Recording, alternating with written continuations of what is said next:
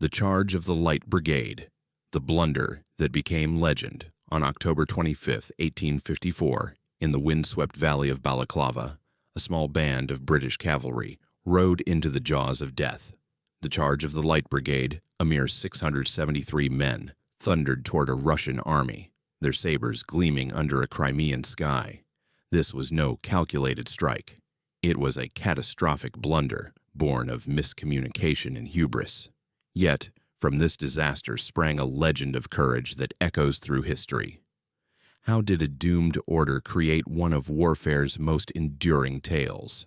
This is the story of bravery, folly, and a charge that immortalized its riders. The Crimean War, raging from 1853 to 1856, was a brutal clash of empires. Britain, France, and the Ottoman Empire allied against Russia to curb its expansion toward the Black Sea. The war centered on the Crimean Peninsula, a strategic foothold for control of the region. By 1854, the Allies had landed at Sevastopol, laying siege to Russia's key naval base. Balaclava, a small port south of Sevastopol, served as the British supply hub, its harbor vital to the campaign. The British Army in 1854 was a mix of tradition and dysfunction. Its cavalry, divided into heavy and light brigades, was renowned for discipline and dash. The heavy brigade, with larger horses and dragoons, was built for shock tactics. The light brigade, under Major General James Brudenell, the Earl of Cardigan, rode lighter mounts, ideal for scouting and pursuit. Cardigan, a wealthy aristocrat, was brave but volatile, despised by his men for his arrogance and rigid leadership. Tensions within the British command were a recipe for disaster. General Lord Raglan, the overall commander, was a veteran of Waterloo but lacked field experience. His orders were often vague, reflecting his detachment from the front lines. Cardigan's brother-in-law, Major General George Bingham, the Earl of Lucan, commanded the cavalry division. The two men loathed each other, their feud rooted in personal and professional slights. This toxic dynamic, coupled with poor communication, set the stage for catastrophe. On October 25, 1844, the Battle of Balaclava unfolded. Russian forces, under General Pavel Liprandi, launched a surprise attack to capture Balaclava's port. With 25,000 men and 78 guns, they seized 4 redoubts, fortified hilltop positions along the Causeway Heights, a ridge separating north and south valleys. These redoubts, manned by Ottoman troops, held 6 British cannons, critical to defending the port. The Russian advance threatened to cut the British supply line. The British response was swift but disjointed. At 6 a.m., Russian artillery pounded the redoubts, forcing Ottoman defenders to flee. By 8 a.m., Russian cavalry charged toward Balaclava, only to be repelled by the 93rd Highlanders, a Scottish infantry unit. Their thin red line, a 2-deep formation, fired volleys that broke the Russian advance, saving the port. Meanwhile, the heavy brigade, under General James Scarlett, charged uphill, routing a larger Russian cavalry force in a stunning display of grit. As the morning waned, the situation stabilized but remained tense. Lord Raglan, observing from the Sapoon Heights, saw Russian troops removing the captured British guns from the redoubts. This was an affront to British honor and a tactical loss. Raglan issued a series of orders to prevent the guns' removal, directing the cavalry division to advance. His vantage point, 600 feet above the battlefield, gave him a clear view, but distanced him from the realities below. The first order, at 10 a.m., instructed Lucan to send the cavalry to prevent the enemy carrying away the guns. Lucan, positioned in the valley, hesitated, wary of exposing his 1,500 horsemen to Russian artillery. The terrain was treacherous. The North Valley, where the Light Brigade waited, was flanked by Russian guns on the Causeway Heights and a massed battery of 12 cannons at the valley's end, supported by 20,000 infantry. Lucan's caution frustrated Raglan, who issued a second fateful order. At 11 a.m., Raglan, impatient, dictated a new command, penned by General Richard Airy. Lord Raglan wishes the cavalry to advance rapidly to the front, follow the enemy, and try to prevent the enemy carrying away the guns. Troop horse artillery may accompany. French cavalry is on your left. Immediate. This order was vague, assuming Lukin could see the same Russian movements from his low position. Raglan entrusted the message to Captain Louis Nolan, a skilled rider, but a fiery officer known for his contempt for both Lukin and Cardigan. Nolan galloped down the heights, delivering the order to Lukin in the North Valley. Lukin, confused, questioned the target, as no retreating Russians were visible. The Causeway Heights guns were out of sight, obscured by terrain. Nolan, exasperated, gestured broadly toward the valley's end, where the Russian battery and infantry stood in plain view. "There, my lord, is your enemy. There are your guns," he snapped, his tone bordering on insubordination. Lukin, stung, interpreted this as an order to charge the massed Russian position, a suicidal task. Lukin relayed the order to Cardigan, who commanded the Light Brigade. Cardigan, despite his disdain for Lukin, was stunned. A frontal charge down a mile-long valley flanked by artillery and ending at a fortified battery was madness. Yet, bound by duty and fearing disgrace, he complied. "There's no choice but to obey," he reportedly said, mounting his horse, Ronald. At 11:10 a.m., the Light Brigade, 673 men of the 4th and 13th Light Dragoons, 17th Lancers, and 8th and 11th Hussars, formed up in two lines. The charge began at a trot, sabers drawn, guidons fluttering. As they entered the North Valley, Russian gunners on the Causeway Heights opened fire. Canister, shot, tin cans packed with lead balls tore through the ranks, felling men and horses. Captain Nolan, riding with the 17th Lancers, realized the error and galloped to redirect the charge toward the redoubts. Before he could act, a shell fragment struck his chest, killing him instantly, his scream the charge's first casualty. The brigade pressed on, now at a canter. Russian batteries at the valley's end, 12 heavy guns, roared to life, their round shots smashing through formations. The valley became a killing ground, with shells exploding overhead and canister shredding flesh. Horses screamed riderless as troopers fell. Yet the Light Brigade's discipline held, their pace quickening to a gallop. Cardigan, at the front, rode erect, a vision of aristocratic defiance. At 1,200 yards, the brigade broke into a full charge, lances lowered, sabers flashing. The Russian gunners, stunned by the audacity, fired frantically. The brigade's remnants, fewer than 400 men, reached the battery, sabering gunners and spiking cannons. Russian infantry, 20,000 strong, closed in, firing volleys. Cardigan, unharmed, fought briefly before withdrawing, his duty done. The survivors, outnumbered and exposed, turned back, retracing their path under relentless fire. The retreat was as deadly as the advance. Russian lancers and Cossacks pursued, cutting down stragglers. The Causeway Heights guns resumed their barrage, canisters sweeping the valley. Small groups of troopers rallied, fighting their way back to British lines. By 11:35 a.m., the charge was over. Of 673 men, 113 were killed, 134 wounded, and 45 captured. Over 400 horses were lost, gutting the Light Brigade's strength. The aftermath was chaos and recrimination. Raglan, watching from the heights, was horrified, blaming Lukin for misinterpreting the order. Lukin accused Nolan of delivering a flawed message and Cardigan of failing to adapt. Cardigan, defiant, insisted he followed orders to the letter. The British public, reading reports in the Times, was outraged at the loss, but awed by the brigade's bravery. The charge, a tactical disaster, became a symbol of selfless courage. The Battle of Balaclava continued, but the Light Brigade's charge overshadowed all else. The Russian attempt to seize Balaclava failed, and the siege of Sevastopol dragged on until 1855. The Crimean War ended in 1856 with an Allied victory, but at a cost of 750,000 lives, mostly from disease. The charge, though a footnote in the war's outcome, became its most enduring image.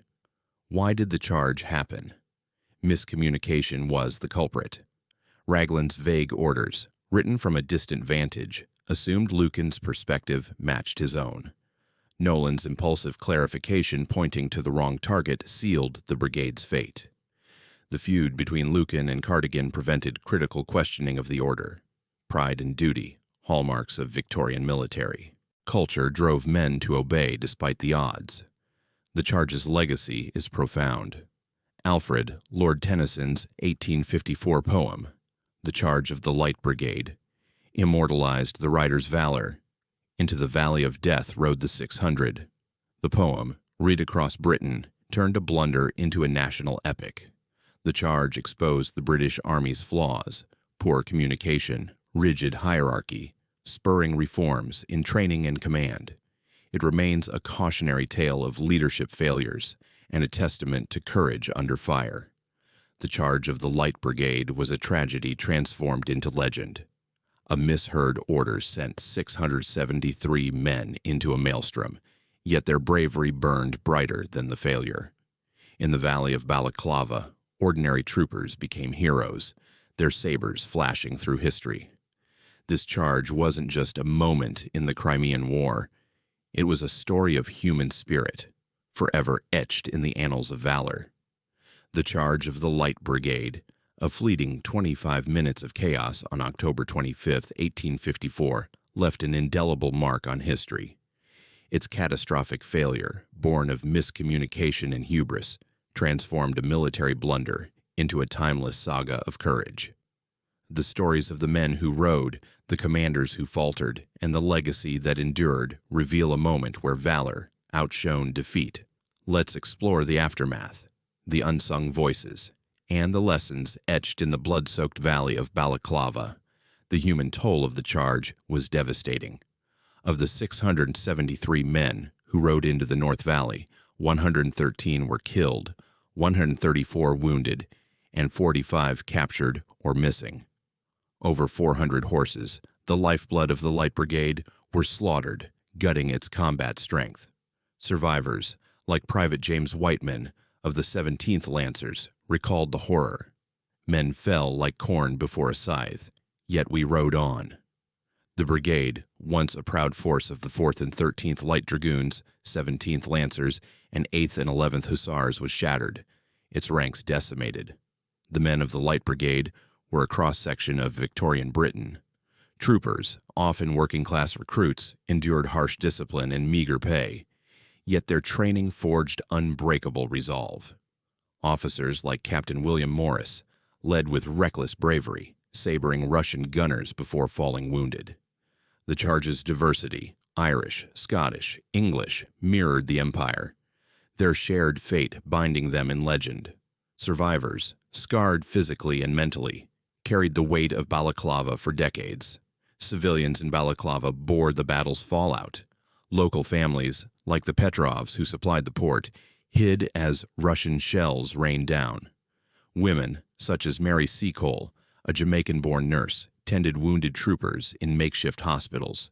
Their compassion, a lifeline. After the charge, Balaclava's residents helped bury the dead, their fields and homes scarred by the day's violence. Their quiet resilience, though rarely chronicled, was vital to the British effort. The command failures were stark. Lord Raglan, the British commander, issued vague orders from the Sapune Heights, 600 feet above the fray. His directive to prevent the enemy carrying away the guns assumed Lord Lucan, the cavalry commander, could see Russian movements on the Causeway Heights. From the valley, Lucan saw only the massed Russian battery at the far end, a mile away. Captain Lewis Nolan's impulsive gesture toward this battery, coupled with his scornful tone, misled Lucan into ordering a frontal charge. The feud between Lucan and the Earl of Cardigan, commander of the Light Brigade, was a catalyst for disaster. Their mutual hatred, rooted in family disputes and professional slights, stifled communication. Cardigan, though aware of the charge's folly, obeyed Lucan's order, driven by Victorian notions of honor. "I'll not be made a fool of," he reportedly muttered, leading his men into the valley. This toxic dynamic, layered with Raglan's detachment, turned a recoverable error into a tragedy. The immediate aftermath was a storm of blame. Raglan, horrified from his vantage point, accused Lucan of misinterpreting the order. Lucan blamed Nolan, now dead, for delivering a flawed message, and Cardigan for failing to adapt. Cardigan, defiant, insisted he followed orders, his survival a point of pride. The British press, led by the Times's correspondent William Howard Russell, decried the loss but lionized the brigade's courage, shaping public outrage into admiration. The Battle of Balaclava, of which the charge was a part, ended in a stalemate. The Russian push to seize Balaclava's port failed, thanks to the 93rd Highlanders' thin red line and the heavy brigade's uphill charge. The light brigade's sacrifice, though tactically meaningless, prevented further Russian pursuit, preserving the British line. The Crimean War dragged on, with Sevastopol's siege lasting until September 1855, claiming 750,000 lives, mostly from disease. The charge's strategic impact was negligible, but its cultural resonance was profound. Alfred Lord Tennyson's poem, The Charge of the Light Brigade, published 6 weeks later, captured the nation's imagination. Lines like, "Theirs not to reason why, theirs but to do and die," immortalized the writer's obedience and bravery. Read in schools and recited at gatherings, the poem turned a military failure into a symbol of British grit, its cadence echoing through generations. The charge exposed deep flaws in the British Army. Raglan's vague orders and the cavalry's rigid hierarchy highlighted the need for clearer communication and flexibility. The Crimean War, plagued by logistical failures, troops froze in inadequate uniforms, spurred reforms. The Cardwell reforms of the 1870s, inspired partly by Balaclava's lessons, modernized training, abolished purchased commissions, and improved command structures, strengthening the army for future conflicts. The survivors became living legends. Men like Sergeant John Farrell, who rallied his troop during the retreat, were feted as heroes. Veterans formed associations, sharing stories at reunions attended by Queen Victoria. Yet many struggled. Wounded troopers faced meager pensions, and some, like Private Thomas Dudley, died in poverty. Their tales, preserved in letters and memoirs, offer a window into the charge's human cost and enduring pride. The charge's legacy transcends Britain. It became a universal symbol of courage in the face of doomed odds, inspiring art, literature, and film. The 1968 film The Charge of the Light Brigade, though dramatized, captured the command failures, while Tennyson's poem remains a staple in military lore. The charge's imagery, sabers flashing, horses galloping, evokes the romance and tragedy of cavalry warfare, a fading art in the age of muskets and cannons. Militarily, the charge underscored the obsolescence of cavalry. The North Valley's killing ground, swept by canister and rifle fire, showed that massed charges were no match for modern artillery. The Crimean War marked a transition to industrialized warfare, with railways and telegraphs reshaping logistics. Balaclava's lessons, though costly, informed tactics in later conflicts, from the American Civil War to World War I. The Charge of the Light Brigade remains a paradox, a blunder that became a beacon. Miscommunication, pride, and a flawed command structure sent 673 men into a maelstrom, yet their defiance turned defeat into glory. In Balaclava's valley, ordinary troopers became immortals, their courage outshining the errors of their leaders. This charge wasn't just a moment in the Crimean War, it was a testament to the human spirit, forever carved in the annals of heroism.